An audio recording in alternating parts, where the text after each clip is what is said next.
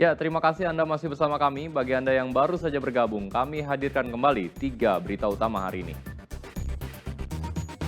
Pemilihan suara ulang atau PSU digelar KPU di 2 kabupaten di Jawa Tengah, lantaran sepasang suami istri mencoblos 2 kali di 2 desa berbeda. Polisi membongkar makam siswa SMK Negeri 4 Semarang, Gama Rizkinata Oktavandi, guna mengungkap penyebab kematian korban. Memperingati Hari AIDS Sedunia, Komisi Penanggulangan AIDS bersama dengan Dinas Kesehatan Kota Solo melakukan kampanye pencegahan AIDS di Car Free Day.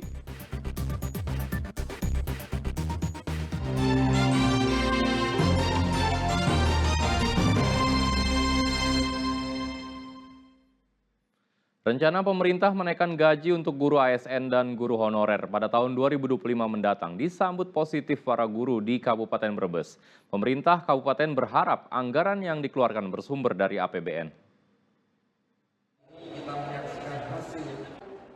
Presiden Prabowo Subianto mengumumkan rencana kenaikan gaji bagi guru ASN dan non-ASN pada tahun 2025 mendatang yang disampaikan pada peringatan Hari Guru 28 November lalu. Rencana kenaikan gaji guru ini pun disambut positif para guru ASN maupun honorer di Kabupaten Brebes. Kenaikan gaji ini dinilai dapat meningkatkan kesejahteraan guru khususnya bagi guru honorer yang masih memiliki penghasilan yang minim. Sedang kenaikan gaji juga dapat menjadi acuan agar para guru termotivasi meningkatkan kualitas pengajaran di sekolah. Kalau cerita kebutuhan jelas nggak cukup. Ya. Udah berapa tahun ngajar? Dari tahun 2000 kalau ngajar. 2000.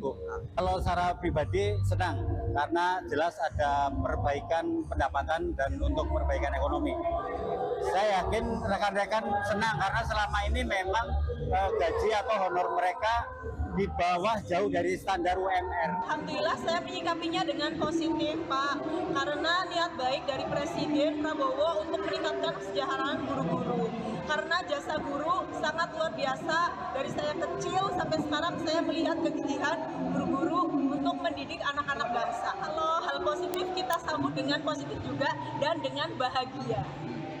Pemerintah Kabupaten Brebes berharap kenaikan gaji dibebankan kepada APBN sebab APBD yang ada saat ini sangat terbatas. Ini kan kaitannya dengan DAU pusat ya, jadi nanti dilihat kemampuan dari PAD Brebes karena kaitannya dengan pembayaran kita itu sudah di tahap warning loh, terutama dalam biaya pegawai, belanja pegawai. Kemungkinan dari APBD apa dari Kurang tahu teknisnya itu bagaimana karena ini kebijakannya kemarin waktu Pak Prabowo menyampaikan itu menanyakan pada Bu Sri Mulyani selaku Menteri Keuangan. Dinas Pendidikan Kabupaten Brebes berharap rencana kenaikan gaji para guru ASN dan honorer dapat mendorong peningkatan kualitas pendidikan di daerah tersebut. Sugihartono melaporkan dari Brebes.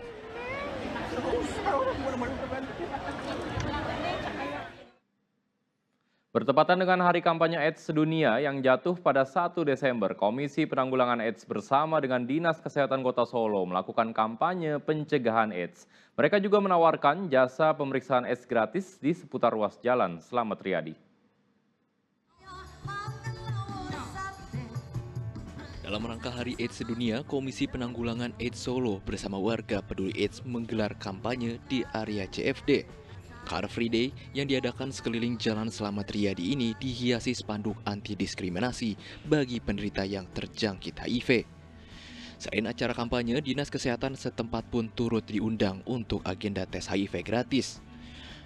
Pengecekan ini dilakukan dengan pengambilan sampel darah untuk kemudian diuji menggunakan rapid test antibody. Sudah meningkatnya drastis ya, artinya peningkatan sudah 1.400, kurang lebih 1.410 kasus. Persentase tertinggi di usia 15 sampai 19 tahun dan usia 20 sampai 24 tahun. Bagaimana bersosialisasi kepada remaja, kami bentuk juga kader siswa peduli HIV dan AIDS KS-PAN. Sejauh ini, kasus HIV di Kota Solo telah naik hingga 1.000 kasus lebih. Mayoritas penderitanya berada pada rentan usia 15 hingga 24 tahun. Untuk mengatasi hal tersebut, KPA Solo pun menginisiasikan dibentuknya kader siswa peduli HIV AIDS atau KSPA. Kadar-kadar inilah yang akan membantu mensosialisasikan tentang AIDS kepada sesama remaja di Solo. Heri Prastio melaporkan dari Solo. Untuk memberi ruang berekspresi bagi mahasiswa, unit kegiatan mahasiswa Teater Getar kembali menggelar pentas produksi yang ke-44. Pertunjukan yang digelar di Auditorium Kampus 1 UIN Salatiga ini ditampilkan pada Sabtu malam. Penampilan teater yang menggetarkan jiwa digelar di Auditorium UIN Salatiga pada Sabtu malam lalu. Pentas seni yang diselenggarakan oleh Unit Kegiatan Mahasiswa atau UKM berperan sebagai wadah pengembangan minat dan bakat bagi mahasiswa. Pertunjukan ini merupakan pentas ke-44 yang diadakan oleh Teater Getar.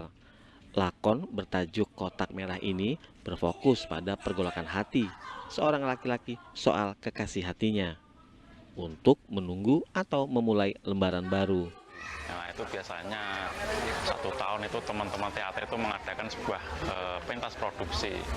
Nah, yang sekarang ini yang ke-44 ini sebagai pengembangan minat dan bakat teman-teman mahasiswa yang mengikuti UKM teater itu, Mas, sebenarnya. Ini sebenarnya menceritakan tentang seorang laki-laki di persimpangan rasa tentang apakah dia ini menunggu kekasih lamanya yang telah lama menghilang atau membuka lembaran baru kepada wanita yang lain. Nah, sebagai tempat menyalurkan kreativitas serta ajang berekspresi, pentas ini rutin digelar 1 hingga 2 kali dalam setahun. Kegiatan ini disambut antusiasme tinggi penonton dengan penjualan lebih dari 300 tiket. Yulianto melaporkan dari Salatiga. Dalam usaha mengurangi pencemaran laut, Pangkalan TNI Angkatan Laut bersama tim gabungan menggelar aksi bersih-bersih perairan Kota Tegal. Aksi tersebut sekaligus memperingati Hari Armada tahun 2024. Ratusan orang yang terdiri dari TNI, Polri, serta jajaran Forkopimda Tegal berkumpul di tepi Lanal Tegal untuk membersihkan sampah. Aksi pembersihan ini digelar di kolam Pelabuhan Pelindo hingga Pelabuhan Tegal Sari Jumat lalu. Pihak maritim pun mengawali kegiatan pembersihan ini secara simbolis dengan menyerok kolam untuk mengangkat sampah-sampah yang ada.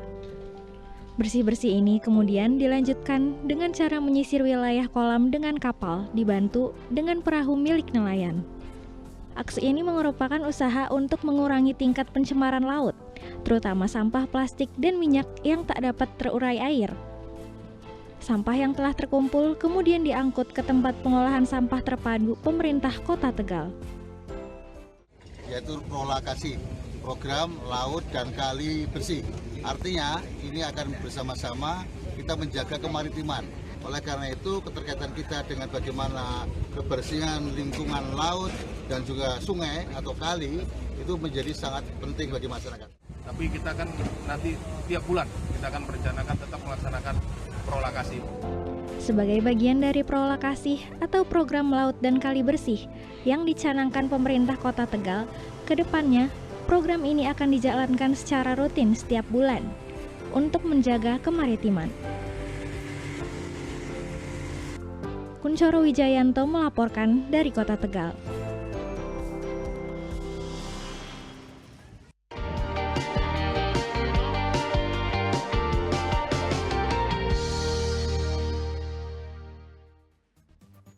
Ya, informasi tadi sekaligus mengakhiri jumpa kita hari ini. Atas nama rekan yang bertugas, saya Ridho Yahya mengucapkan terima kasih atas kebersamaan Anda. Selamat beraktivitas dan sampai jumpa.